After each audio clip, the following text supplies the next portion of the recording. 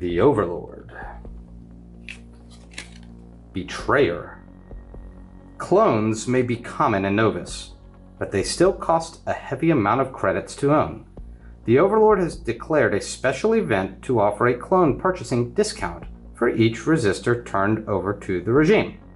So during this round, at the end of the turn of each player's turn, whose turn it is may kill up to 4 cards on their side of the board.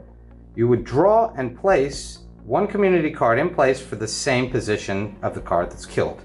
So we're assuming this is the end of my turn, and I need to do this move now.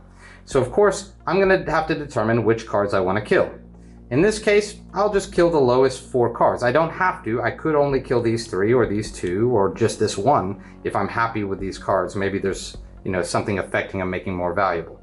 But for ease, I'm going to kill the first 2, and typically it doesn't matter what order, you just have to replace them. So typically you would kill these 2 and replace with 2 cards. Well, obviously I got a 2 and I killed a 2, but I did upgrade the 4 to a 13. I'll kill the 4 and the 5 here, and I get a 10 and an 8. So again, that one worked out for me.